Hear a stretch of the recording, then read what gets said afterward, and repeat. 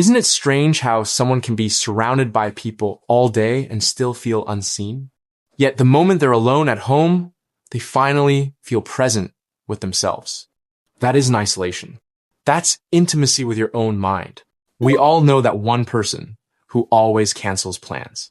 The one who secretly feels relieved when plans fall through instead of disappointed. Most people assume they're boring, antisocial, or wasting their life. But psychology tells a very different story. If you've ever felt more excited about a quiet night at home than a night out, this video is for you. Because staying home isn't avoidance. For many people, it's alignment. People who love staying at home are not really lazy or unmotivated or afraid of life, as many people think they are. They're just managing stimulation. Extroverts recharge through interaction. Their energy increases with noise, movement, and people. But introverts and highly sensitive people work differently. Every conversation, every sound, every expectation slowly drains their mental battery, even enjoyable ones. And their home isn't an escape from life. It's the charger. Psychologists refer to this as optimal arousal theory. Some people feel best with high stimulation. Others feel best with low stimulation. It's not a personality flaw. It's biology. Out there in the world, very little is under your control.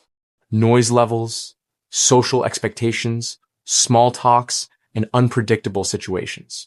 But at home, control returns. You control the lighting, the sounds, the pace, and energy. For people with anxious or sensitive nervous systems, that control isn't indulgence, it's regulation. So psychologically, home is considered a low-threat environment. Cortisol, the stress hormone, drops. The body stops bracing. That's why thoughts become clearer at home. Why emotions surface. Why people suddenly feel tired the moment they walk through the door. It's all because the body is finally exhaling. There's something deeper happening too. Home is where all performance ends.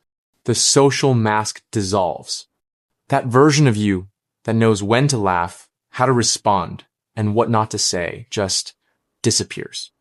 What's left is the unfiltered self, the one that doesn't need to impress anyone, the one that just exists. Studies consistently show that people who enjoy solitude tend to score higher in creativity, emotional intelligence, and self-awareness. Not because they're smarter, but because they reflect instead of distract. Their best ideas don't come from crowded rooms. They come from quiet moments, late nights, showers, and still mornings. In stillness, thoughts are allowed to finish themselves. Patterns emerge. Clarity forms. Staying home isn't doing nothing. It is where real thinking actually happens. But there's an important distinction most people miss. Some people stay home because it fills them up. Others stay home because leaving feels heavy. So one is peace, the other is hiding. Psychology makes this distinction very clear. Healthy solitude restores energy. Avoidant isolation drains it.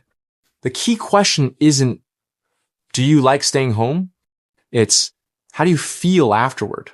Calmer, clearer, more grounded, or smaller, more disconnected, and more anxious?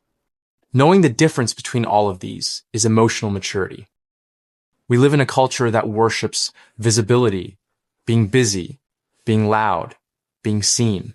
So stillness gets mistaken for laziness, and quiet gets mistaken for weakness. But fulfillment doesn't always come from motion. Sometimes it comes from depth. People who love staying home don't need constant stimulation because their inner world is already rich. They don't chase noise because they value meaning. And that often makes others uncomfortable because silence forces reflection. There's also a deep psychological comfort in routine. The brain loves predictability because it reduces anxiety. For people who love staying home, small rituals become grounding. Morning coffee, soft lighting, a familiar spot on the couch. These aren't habits of boredom. They're acts of self-regulation. Each ritual quietly tells the nervous system, you're safe now. So, If you love staying home, you're not broken.